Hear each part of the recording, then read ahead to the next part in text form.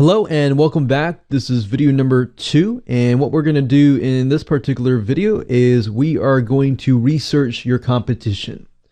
Now, in doing so, what I recommend that you go ahead and do is open up some sort of notepad, or if you want to write it down, that's fine.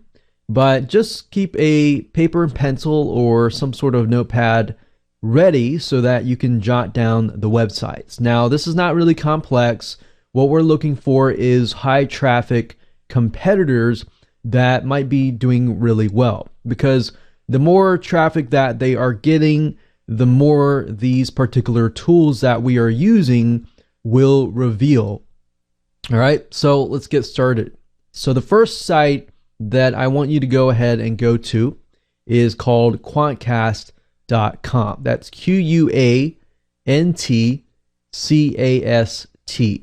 Now, I used to use Quantcast to figure out demographics, but I don't really do it anymore, just because some of the sites will have demographic data and some of them will not. Really, what I'm trying to figure out is what are the high traffic websites.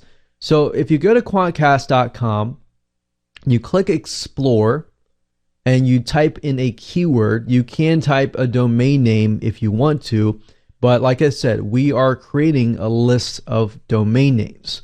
So go ahead and jot down the keyword that best describes your general niche. Don't be too specific just yet. So in this case, let's say, for example, that I want to create a product or service that primarily appeals to gardeners. So I'm going to type in garden and go ahead and click enter. And Quantcast, as you can see, the free version of this tool is showing the top 3. So as you can see, these are the top 3. This one obviously tells us that US rank is 3,200 and US reach is 600,000. Now, you might want to visit these websites and just make sure that these kind of fit what you're trying to sell, because there have been cases where even though you type in the keyword, the website might be something totally different than what you are trying to sell. Or maybe the demographics for this site is totally different than the demographics of this site. So what I recommend that you do is just go ahead and click on one of these. We can go ahead and view the site and just make sure that that is the type of site that we want to create. So as we can see, this is more of a how-to educational site, which is great. It's a great site with a lot of content posts. So essentially what they're doing is they're branding. So maybe you want to build something like this and you want to attract people in. You want to attract a perfect buyer in, gain their trust so that you can ultimately sell other things.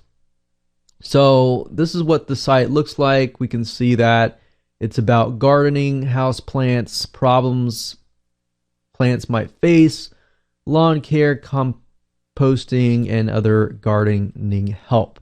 So we can see that for the majority of the case, that is our audience. So if that's the case, we want to definitely copy this. I'm going to open up Notepad and put that URL in here. Now that we have this URL, in order to find other URLs, what we need to do is I'm going to close down Quantcast and this site here. There are 2 other sites that I would recommend. Similarsites.com, which basically, if you enter a URL of a website, it'll tell you all of the other websites that are similar to that website.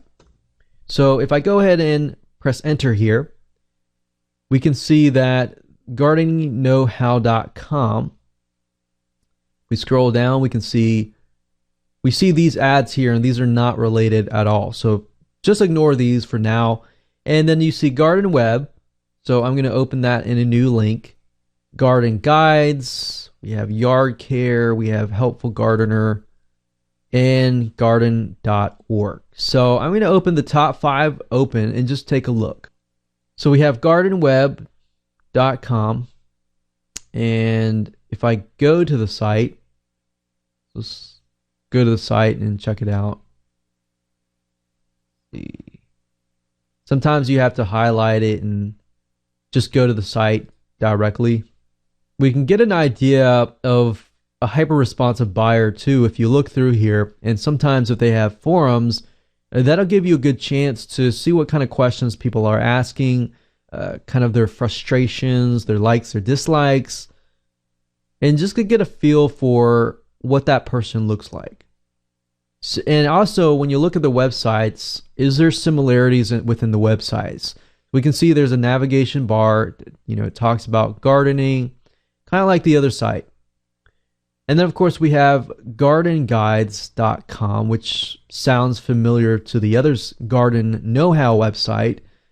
And if we take a look here, we have gardening design, spaces, diseases, and it's very interesting how it's broken up. It looks very, very similar. So gardenguides.com actually is very, very similar to gardeningknowhow.com. So I'm going to go ahead and go through the rest of these.